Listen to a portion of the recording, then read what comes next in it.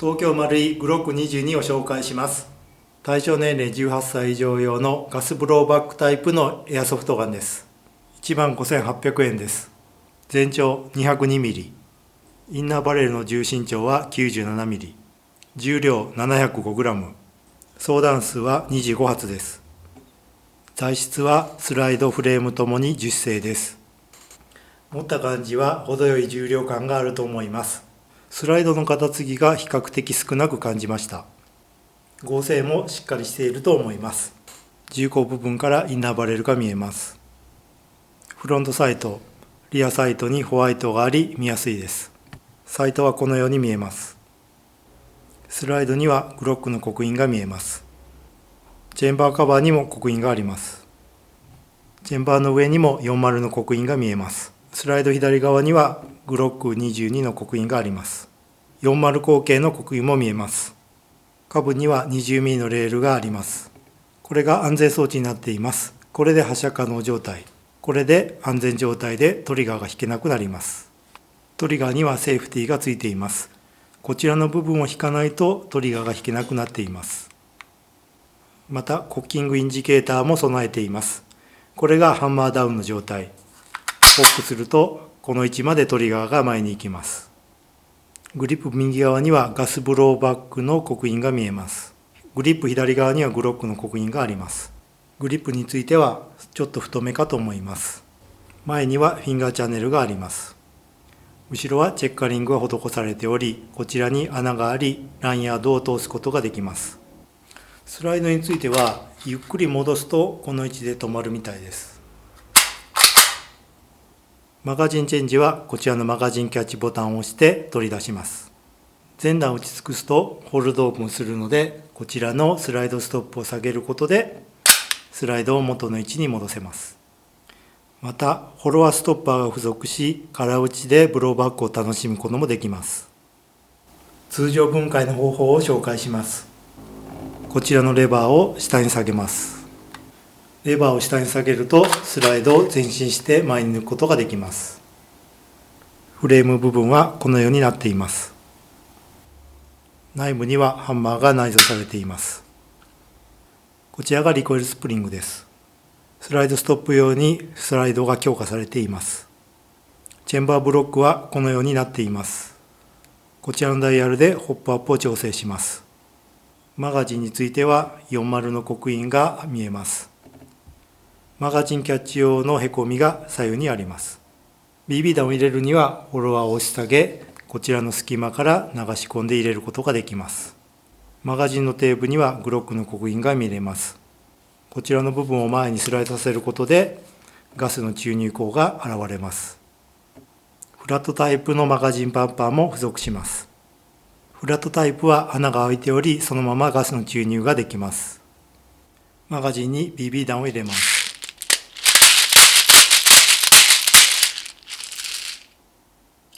ガスを注入します。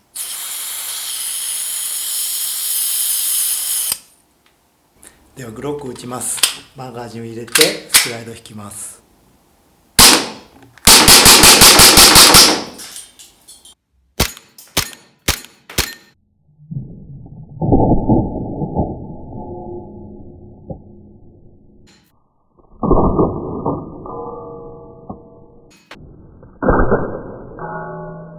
グロックの初速を計測します。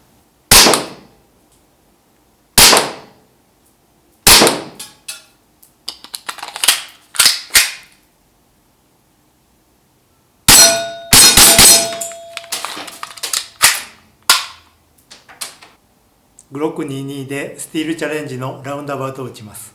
スティールチャレンジは5枚の的を打つ速さを競う競技です。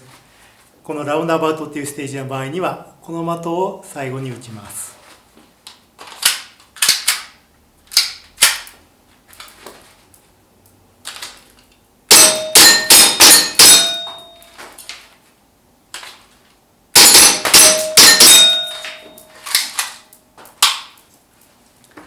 そうですね、サイトも比較的大きめで見やすく早打ちはしやすいですね。トリガープルも軽くて扱いやすいと思います。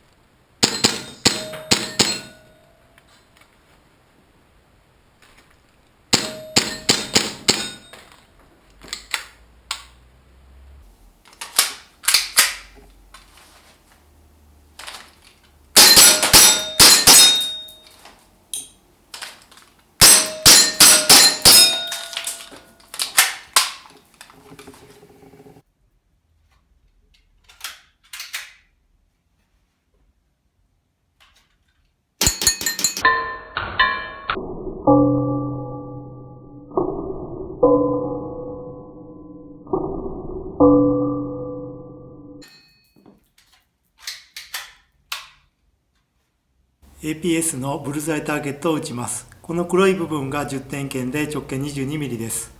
その前にこちらにある 3×3 センチのシルエットターゲットを打って弾の着弾位置を確認します。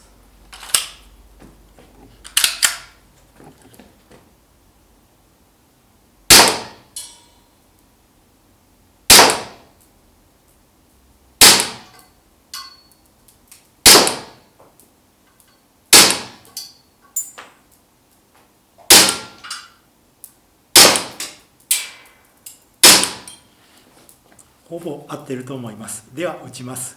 5メートルから2分間に5発片手で打ちます。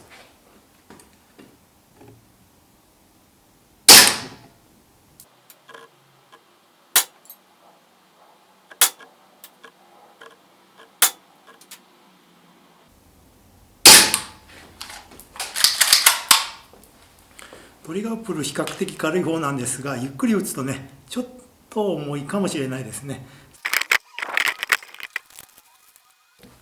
ちょっとねこの下打ったり右打ったりはね、私がちょっとブレたような気がしますね。両手で打ったらもっと集まると思います。グルーピングは比較的いいんじゃないですかね。